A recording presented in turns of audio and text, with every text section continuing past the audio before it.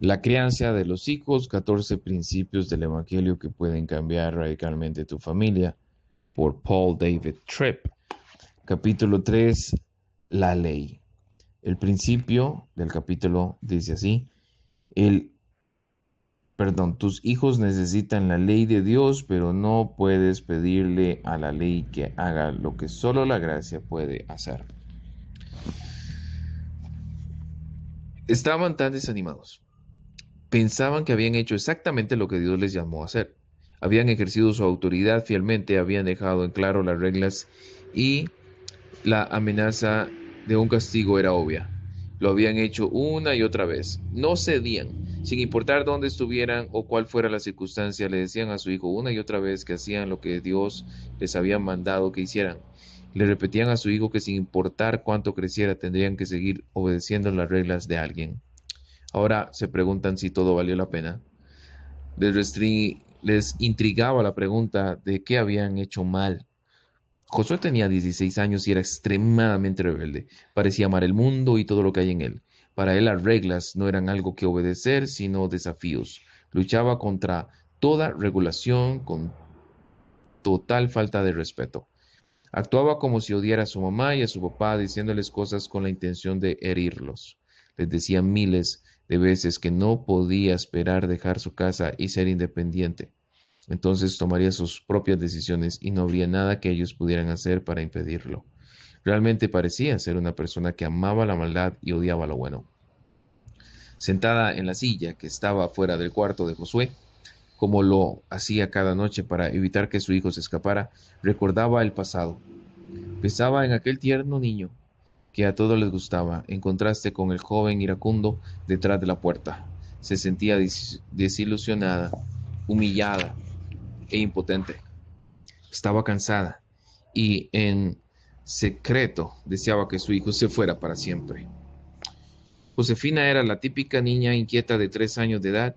La vida era su campo de juegos y parecía despertar cada mañana para disfrutar cada momento. Susana estaba cada vez más cansada de perseguirla por toda la cena. Sentía que Josefina no la escuchaba. Unos meses atrás había intentado haciendo la cuenta. Josefina, sal de ese cajón. 1, 2, 3. Ya sabes cómo es la cosa.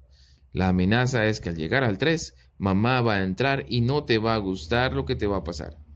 Pero Josefina ha sobrevivido a muchos 3 y nada terrible ha sucedido. Susana estaba por llegar al 5 y no obtenía ninguna respuesta de Josefina. Las amenazas ya no servían de nada.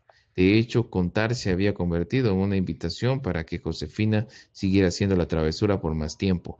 Ella sabía que podía resistirse a su madre un poco más y Susana estaba cansada de contar. Y con cada número sentía enojarse y desanimarse cada vez más. Contar no ayudaba y no sabía qué más hacer. Franco y María estaban tan preocupados por Emma. No era difícil vivir con ella, por el contrario, siempre era amigable y amable.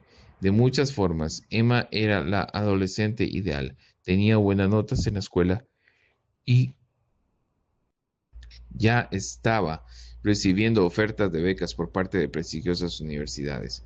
Participaba en el Ministerio Juvenil sin resistirse y era voluntaria en Hábitat por la Humanidad. Desde cierta distancia todo parecía ir bien, pero Franco y María sabían que no todo estaba bien. Emma pasaba cada vez más tiempo en Facebook, Instagram y Twitter.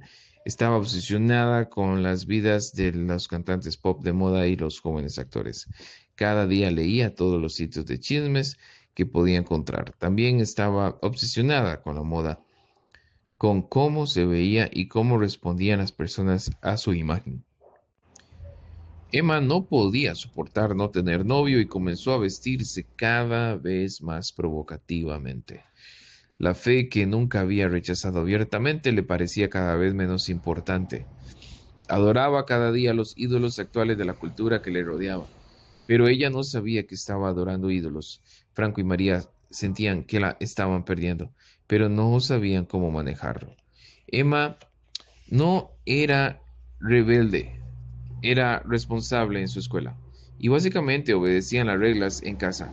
Cuando Franco y María expresaban sus preocupaciones a Emma, les contestaba que eran anticuados y necesitaban relajarse. Todo estaba bien. Pero Emma estaba siendo capturada. Sus padres lo veían, pero ninguna regla que ellos ponían parecía rescatarla. Roberto era un muchacho callado. Pasaba mucho tiempo a solas y no parecía importarle. Amaba su patineta, pero no tenía mucho tiempo o interés por los deportes de conjunto. No era difícil criarlo, excepto que era muy reservado. Siempre era difícil que Roberto se abriera y hablara de algo personal. Así que su madre y su padre sentían que cuanto más crecía, menos le conocían. En el último año se volvió muy cercano a un amigo de su preparatoria. Comenzaron a pasar mucho tiempo juntos, tanto dentro como fuera de casa. No era inusual que Roberto y su amigo pasaran el fin de semana juntos en alguna de sus casas. Por varias semanas, la madre de Roberto se había preguntado si algo le pasaba. Simplemente no parecía el mismo, pero cuando le preguntaba, Roberto decía que no era nada, que todo estaba bien. Finalmente, una noche, cuando su papá se encontraba en un viaje de negocios, su mamá le exigió que le confesara qué le sucedía. Se resistió por un momento, pero ella no se rendía y con más emociones de la que había mostrado en mucho tiempo, Roberto dijo, estoy enamorado.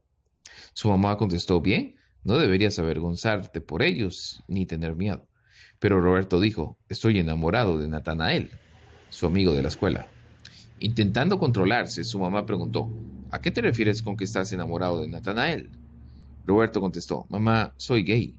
Y sabía que si se los decía, papá y tú me odiarían. Pero es verdad, soy gay y no hay nada que alguien pueda hacer para cambiarme. Habiendo dicho eso, salió corriendo al cuarto. Aunque los padres de Roberto han expresado su amor por él sin importar la situación, no pasó mucho tiempo antes que anunciaran un nuevo conjunto de reglas para Roberto. Debían entregar sus llaves del auto, no debía ver más a Natanael, podrían ciertas restricciones a lo que podía ver su computadora, había que dejar la puerta de su cuarto abierta mientras estuviera en casa y debía llegar más temprano a casa. Roberto acumuló resentimiento e ira y él y Natanael siguieron encontrando maneras de estar juntos. Un error sutil pero fundamental. Hay un tema común en todas estas historias, un error que cometen estos padres amorosos y bien intencionados. ¿Te percataste de él? Considera que cada padre pone su confianza en algo. Cada padre sabe que sus hijos deben crecer, madurar y cambiar. Como padre sabes que es tu trabajo ayudar a formar el carácter, obediencia, respeto, honestidad, voluntad, etcétera, en tus hijos. Así que como padre confiarás en que algo cree ese cambio en tus hijos. Existe una herramienta que utilizarás una y otra vez creyendo que tiene el poder de cambiar a tu hijo. Y debido a que tienes confianza en esa herramienta, la usarás una y otra vez, situación tras situación, hijo tras hijo. La herramienta en la que has depositado su confianza no solo será la herramienta que usarás cuando tu hijo necesite cambiar, sino que también será el lente a través del cual evalúes a tus hijos. Detengámonos un momento y examinemos la crianza de tus hijos.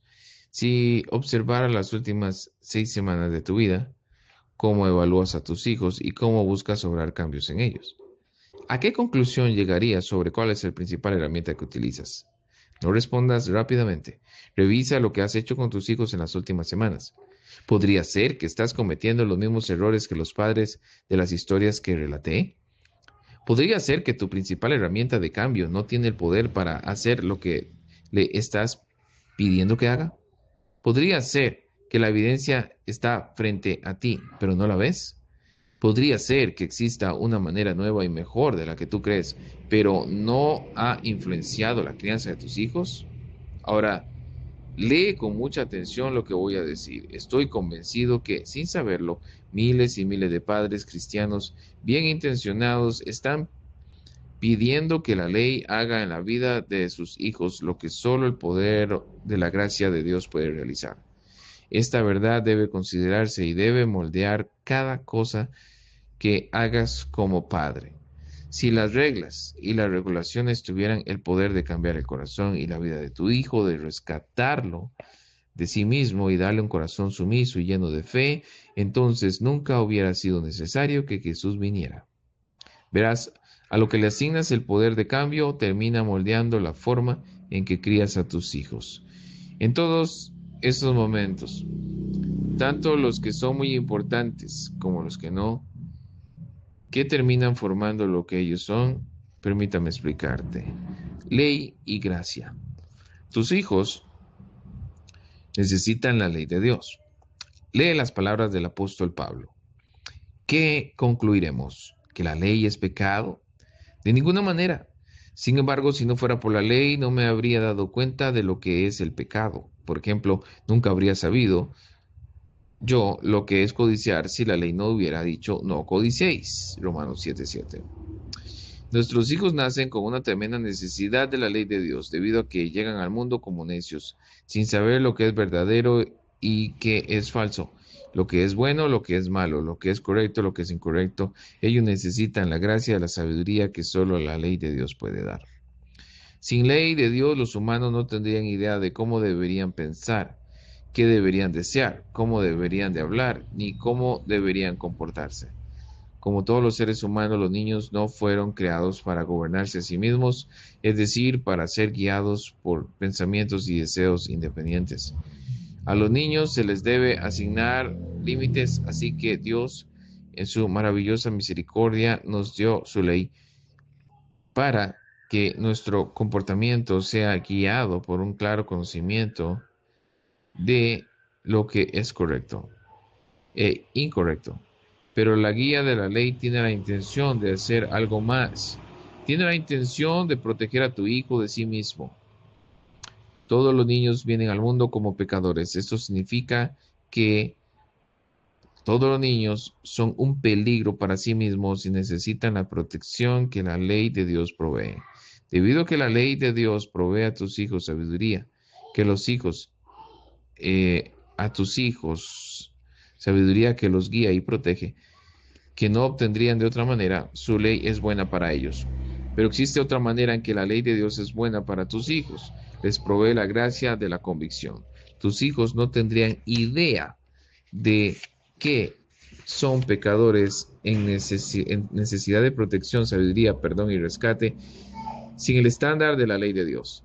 ¿Sabes cómo funciona? Es solo cuando aplicas un estándar de medición en una tabla que te percatas que le has cortado demasiado pequeña. Una de las cosas más peligrosas en la vida de tus hijos es su ceguera hacia la profundidad de su necesidad espiritual. Un niño que no se ve a sí mismo claramente se resistirá a la sabiduría, la guía, la disciplina y la corrección de sus padres. ¿Por qué? Porque no cree necesitarlas. La ley es muy buena para exponer no solo nuestro comportamiento, sino también nuestros corazones. La ley de Dios es el mejor sistema de medición y porque lo es bueno que tus hijos sean regularmente expuestos a ella y por ella. Tus hijos deben comprender la debilidad de la ley. Sí, tus hijos necesitan la ley de Dios en sus vidas, pero es muy peligroso, como padre, pedirle cada día a la ley que haga lo que solo la gracia puede hacer. Me temo que muchos padres cristianos hacen exactamente eso sin saberlo. Han reducido la crianza cristiana a solo ser dadores de la ley, oficiales de la ley, fiscales, jueces y carceleros. Así que la crianza de sus hijos es básicamente un conjunto de reglas seguido de amenazas y castigos. Sí, los hijos necesitan reglas y corrección, pero eso simplemente no es suficiente. Piensa conmigo. Si todo lo que tu hijo necesitara fuese el conocimiento y la imposición de las reglas, como escribí antes, entonces la vida, muerte y resurrección de Jesús no habría sido necesaria. Jesús vino porque la ley era buena, pero definitivamente no suficiente para resolver el gran dilema humano del pecado. Recuerda, el mayor peligro para tu hijo no es el mal que está afuera de él, es el pecado que habita dentro de él, lo que más amenaza su bienestar. Esto es lo que cada padre de cada hijo debe comprender. La ley hace muy buen trabajo para exponer el pecado de tu hijo, pero no tiene ningún poder para librar a tu hijo de él mismo. La ley no tiene capacidad para rescatar a tu hijo del poder del pecado. La ley no tiene la habilidad de darle un nuevo corazón a tu hijo. La ley no puede crear el cambio duradero que tanto anhelas en la vida de tu hijo. La ley no puede y no podrá rescatar, redimir ni restaurar a tu hijo, pero eso es exactamente lo que todo hijo necesita. Así que si vas a ser una herramienta de cambio en las manos de Dios para la vida de tus hijos, necesitas más que la ley de Dios en tu caja de herramientas. Pero hay más que debo decir sobre esto.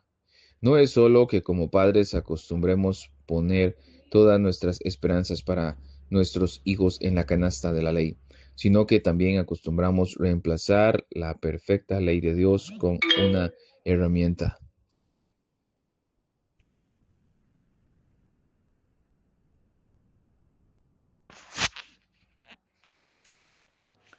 humana. De alguna manera, la ley de Dios es reemplazada por la nuestra, una ley que tristemente nace de nuestra necesidad de seguridad, control, paz, éxito y buena reputación. Así que hacemos exigencias egoístas, impacientes e iracundas a nuestros hijos, tratándolos como siervos que existen para aligerar nuestras cargas diarias y para hacer nuestras vidas más cómodas. El hecho es que nuestros hijos no fueron creados y entregados a nosotros para nuestro beneficio, sino para el beneficio de Dios y para el bien suyo. Así que nos enojamos con nuestros hijos, no porque quebranten primeramente la ley de Dios, sino porque se interponen a nuestra ley, a algo que nosotros deseamos. Piensa en cuán poco de tu enojo como padre en los últimos meses ha estado relacionado con la ley de Dios. No es solo la dependencia de la ley lo que nos aleja de ser todo lo que debemos hacer como representantes de Dios en la vida de nuestros hijos, sino es el reemplazo de la ley lo que provoca que hagamos muchas cosas que no deberíamos hacer. La buena noticia es que sí existe un nuevo y mejor camino para nosotros y nuestros hijos. Necesitas comprender que la gracia de Dios es esencial. Creo que nos asombraríamos si supiéramos cuántos hogares de padres que gustan cantar de la gracia divina del domingo se olvidan por completo de ella en la crianza de sus hijos durante el resto de la semana. Pero sin la intervención de la gracia divina, tus hijos no serán quienes deberían de ser, ni harán lo que deben hacer. Recuerda, es el pecado que mora en su interior lo que provoca todo el caos. Es el pecado el que hace que tus hijos se resistan a tu guía y autoridad. Es el pecado el que causa que los niños constantemente entren en conflicto con sus hermanos. Es el pecado el que interfiere en el aprendizaje de tu hijo en la escuela. Es el pecado el que hace que tu hijo sea atraído por lo dañino y destructivo. Es el pecado el que causa que tus hijos sean materialistas, exigentes y quejumbrosos. Es el pecado el que provoca que tus hijos actúen como si fuesen el centro del universo y que la vida debiera preverles todo lo que quieran. Es el pecado el que causa que los hijos digan cosas hirientes a sus padres, hermanos y compañeros. Es el pecado el que hace que la crianza sea difícil, demandante y agotadora. La ley no tiene habilidad para librar a tus hijos de este caos, el mismo caos con el que tú debes lidiar cada día como padre. Así que tu hijo vino a este mundo con una terrible necesidad de la gracia rescatadora, perdonadora y transformadora de Dios. Podríamos declarar que la gracia de Dios es la única esperanza tanto para los padres como para los hijos. Como padre, no eres llamado tan solo a ejercer la ley de Dios en la vida de tus hijos, sino a también exigirles y enseñarles constantemente la gracia de Dios. A exhibirles y enseñarles constantemente la gracia de Dios, perdón. Pero debo recordarte que tú también necesitas esa gracia tanto como tus hijos. Si vas a funcionar adecuadamente como embajador de Dios, necesitas ser rescatado de tu esclavitud a ti mismo por esa gracia poderosa. Como padre necesitamos ser rescatados de la adicción a la ley de nuestra comunidad, placer, éxito y control. No es el pecado de nuestros hijos lo que estorba la buena crianza de los hijos, es nuestra tendencia a hacer que la paternidad gire en torno a nuestro pequeño reino de deseos y necesidades, y nuestra tendencia a querer que nuestros hijos sirvan a los propósitos de nuestro reino, en lugar de sujetarnos a los propósitos del reino de Dios. Hago los mejores rollos de canela del universo. Perdón, simplemente no hay duda de ello. Es una de las cosas que disfruto hacer en nuestras vacaciones familiares. Y cuando los preparo, ya sé qué va a pasar. Ese maravilloso olor sacará a mis hijos de la cama y los traerá por el pasillo. Vendrán a mis pies y dirán, qué hermosa vida tenemos porque nuestro padre hace rollos de canela. Así que es de mañana, soy el único despierto y estoy preparando los rollos de canela, pensando en el deleite que ya viene. Finalmente están en el horno y la casa comienza a llenarse del delicioso olor. Me siento en la silla que está cerca del pasillo, anticipando la alabanza que está por venir. Uno de mis hijos aparece y en lugar de alabar mi existencia, me dice estas inquietantes palabras. Papá, ¿puedo preparar algo más para desayunar? Quiero responder, ¿eres un idiota? Claro que no puedes preparar algo más. ¿Por qué quieres algo más? Pero prefiero mi lengua mientras él explica que a su esposa, como buena intrusa de la familia, no le gusta comer cosas dulces en el desayuno, así que le preparará unos huevos revueltos. ¿Huevos? ¿Huevos? ¿Esas cosas que antes eran embriones? Sé que no debería molestarme, pero estoy furioso. Sé que esto no es personal, pero para mí lo es. Ahora estamos en la mesa y la esposa de mi hijo se sienta enfrente de esa enorme pila de deliciosos rollos de canela. Sé que cederá y tomará uno, pero no lo hace. Cada mordida de a esos huevos me molesta. Sé que los huevos revueltos son suaves, pero creo que puedo escuchar el crujido mientras ella mastica y me vuelve loco. No puedo creer que haya rechazado mis trascendentales rollos por huevos revueltos. Ahora piensa en lo que motiva toda esta escena. La existencia de Dios y su ley no figuran en la escena. Todo gira en torno a mí, la ley de mis expectativas egoístas para mis hijos, la ley de mi comodidad, de mi gloria y de mi apreciación. Creo que una gran parte de lo que provoca nuestras reacciones son nuestros hijos con nuestros hijos es un conjunto de leyes no pronunciadas que giran más en torno a lo que queremos para nosotros mismos y para nuestras vidas que alrededor de lo que Dios quiere de y para nuestros hijos. En nuestra lealtad a nuestra ley, terminamos por quebrantar la ley de Dios en nuestras interacciones con nuestros hijos. De esta manera somos iguales a nuestros hijos, personas que necesitan ser rescatadas de sí mismas. Necesitas predicar el Evangelio a tus hijos. No me refiero a que los padres deban predicarle a sus hijos al estilo sermón dominical. Me refiero a que debes buscar en cada día la oportunidad de guiar a tus hijos hacia la presencia, las promesas y el poder y la gracia de Jesús. Ahora bien, aquí es donde creo que esta misión comienza. No comienza con tu preocupación por la profunda necesidad espiritual de tus hijos, sino al admitir humildemente la profundidad de tu propia necesidad. Es cuando confiesas que no tienes oportunidad de ser lo que Dios quiere que seas y hacer lo que Dios quiere que hagas como padre sin la rescatadora y capacitadora gracia de Dios.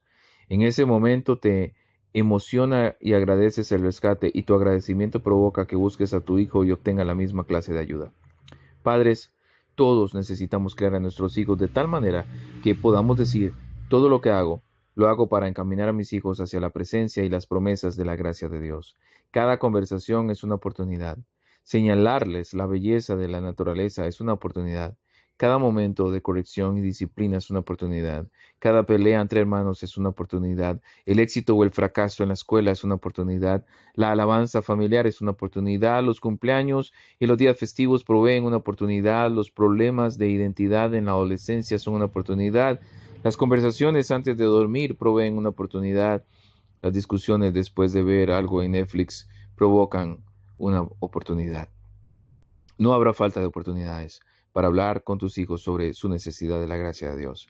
No faltarán oportunidades para relatar la historia de cómo Jesús satisface nuestras necesidades, debido a que por el plan de Dios, cada buena cosa, cada momento difícil, cada momento triste y todo lo que podemos celebrar nos brinda una oportunidad para señalar hacia el Dios que en su gracia gobierna todo.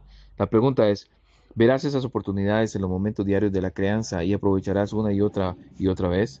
¿Qué quieres para tus hijos? ¿Solo quieres que obedezcan? ¿Quieres solo ser capaz de controlar su comportamiento hasta que ya no estén bajo tu cuidado? ¿Solo deseas hijos que hagan lo que les digas y no te avergüencen en público?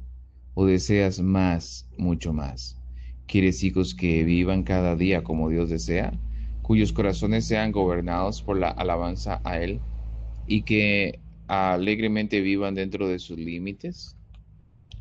Tú sabes en lo profundo de tu corazón que no puedes producir esa clase de hijos por ti mismo. Si has puesto atención, has comenzado a percatarte que no puedes controlar el corazón de tus hijos incluso con las mejores lecciones, la mejor corrección y la más fiel disciplina. Así que es tiempo de que desistas de intentar hacer en los corazones y en la vida de tus hijos lo que solo Dios puede hacer. Es tiempo de que rindas tu corazón a su gracia y conduzcas a los corazones de tus hijos a confiar en su gracia. Podría decir, Paul, lo entiendo, pero no sé cómo hacer eso en la práctica. Bueno, me alegra decirte que de eso se trata el resto del libro. Necesitas modelar el Evangelio de la gracia a tus hijos. Conozco lo que criar a mis hijos fue para mí y sospecho que es lo mismo para ti. Si como padres realmente somos llamados a ser embajadores visibles de la presencia, el carácter y el plan de Dios en la vida de nuestros hijos, entonces frecuentemente desempeñé un mal trabajo. En la forma en la que muchas veces reaccioné con mis hijos, presentaba a Dios como un padre iracundo, impaciente, juzgador, gritón y acusador. Existía contradicciones diarias entre el mensaje de gracia del que les hablaba a mis hijos y la falta de gracia que les molestaba mis reacciones. Frecuentemente fallaba en modelar la increíble paciencia y hermosura de esa gracia. Estaba comprometido con lo que era correcto para mis hijos, pero lo abordaba de la forma incorrecta. No puedo creer que haya hecho tal cosa. Algo, hago muchas cosas por ti. Y así es como me agradeces. No te imaginas lo que te haré si tengo que subir esas escaleras una vez más. ¿Podrías callarte al menos una vez que pueda comer en paz? Ningún niño escucha esa clase de palabras y se dice a sí mismo, qué padre tan amoroso y sabio. Yo sé que puedo abrir mi corazón con esta persona. Solo quisiera que me dijera cosas más como estas. Estoy tan agradecido que esta persona sea mi padre. Creo que ahora comienzo a ver mi corazón. Nadie, adulto o niño, ha escuchado expresiones como estas y se ha sentido ayudado. Lo único que deseamos en situaciones como estas es escapar, que terminen pronto. Si el plan de Dios es realmente hacer visible su gracia invisible, al enviar padres de gracia para dar gracia a sus hijos que desesperadamente la necesitan, entonces soy llamado no solo a predicar la gracia, sino a vivirla y modelarla cada día. Escribir esto me produce debilidad en las rodillas porque sé que esto va contra mi naturaleza y la tuya. Como padres perdemos el camino y deseamos que se haga nuestra voluntad. Nos olvidamos del plan de Dios y seguimos el nuestro. Si alguna vez vamos a presentar el gran Padre de forma correcta, necesitamos ser criados por Él también.